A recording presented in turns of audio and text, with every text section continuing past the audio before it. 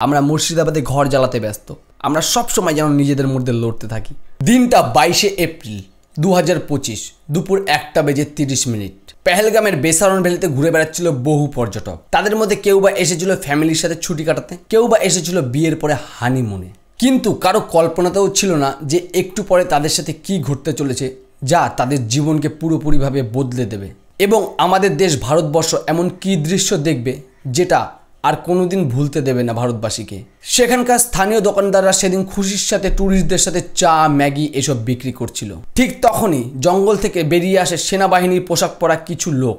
পর্যটকরা ভেবেছিল এটা কোনো হয়তো নর্মাল আর্মি ড্রিল হবে, কারণ কাশ্মীরে এই ধরনের আর্মি ড্রিল মাঝে মধ্যে হয়ে থাকে। হঠাৎই একটা গুলির শব্দটা এতটাই তীব্র ছিল যে কেউ বুঝতে পারল না কি ঘটনা ঘটছে। কিন্তু যখন একটা ট্যুরিস্ট মাটিতে লুটিয়ে পড়ল এবং আর্তনাদ করলো, তখন সবাই বুঝতে পারলো যে এটা কোনো নর্মাল আর্মি ড্রিল নয়, এটা একটা টেরোরিস্ট অ্যাটাক। পরবর্তী কিছু সময়ের মধ্যে বিশৃঙ্খলা ছড়িয়ে পড়লো বেসারন ভ্যালিতে। কিন্তু টেরোরিস্ট ওরা পরিকল্পনা করেই এসেছিল। ওরা প্রথমে সব ট্যুরিস্টদের এক জায়গায় করে, তারপরে হিন্দু আর মুসলিমদের আলাদা ভাগে ভাগ হয়ে যেতে বলে এবং জিজ্ঞেস করে তাদের ধর্ম কি, এছাড়াও নামাজ বা কালমা পড়তে পারে কি না। যারা নামাজ বা কালমা পড়তে পারছিল তাদেরকে ওরা ছেড়ে দিচ্ছিল, আর যারা পারছিল না তাদেরকে ওখানেই গুলি করে মারা হচ্ছিল। কর্ণাটকের মিস্টার রাও গত 46 বছরে কোনোদিন বাড়ির বাইরে যায়নি নিজের পরিবার নিয়ে ছুটি কাটাতে, কিন্তু তার বড় ইচ্ছে ছিল কাশ্মীর যাবেন। কাশ্মীর ছিল তার কাছে স্বপ্নের গন্তব্য। তাই এবার তিনি তার স্ত্রী এবং ছেলেকে নিয়ে গেলেন পেহেলগামে।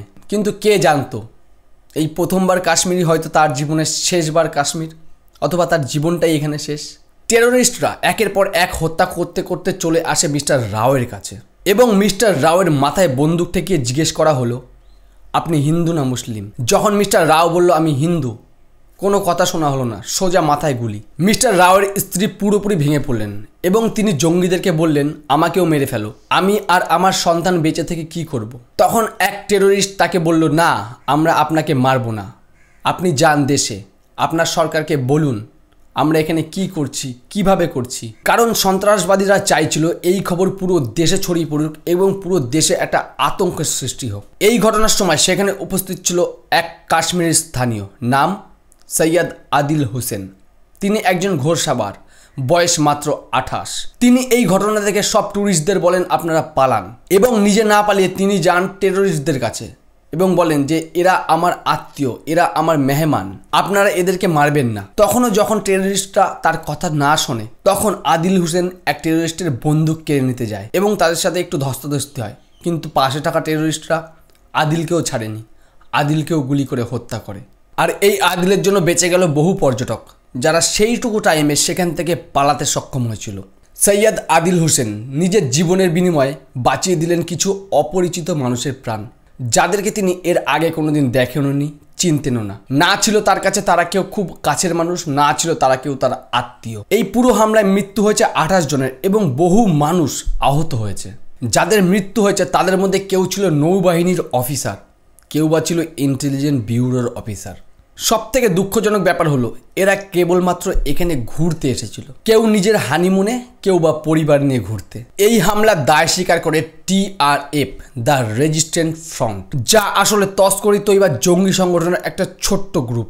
তাদের বক্তব্য ভারত সরকার কাশ্মীরে যে আউটসাইডারদের বসাচ্ছে সেটা তারা হতে দেবে না। কিন্তু প্রশ্ন হলো কারা এই আউটসাইডার? যারা মুসলিম নয় তারা?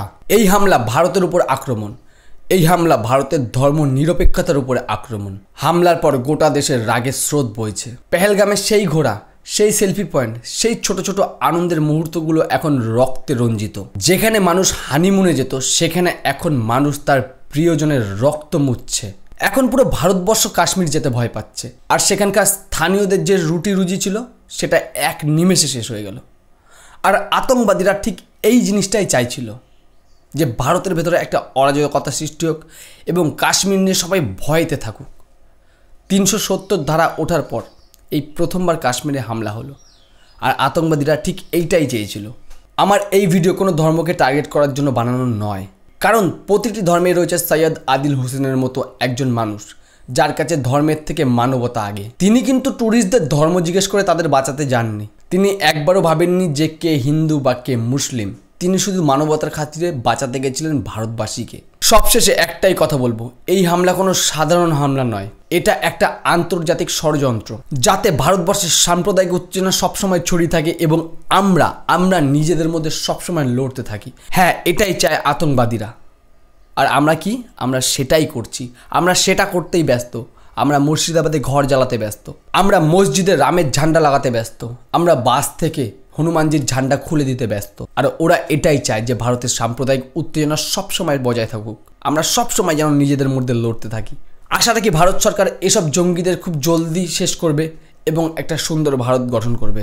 আর পেহেলগামে গিয়ে যারা নিজেদের জীবন ত্যাগ করলো তাদের জন্য রইল শ্রদ্ধাঞ্জলি।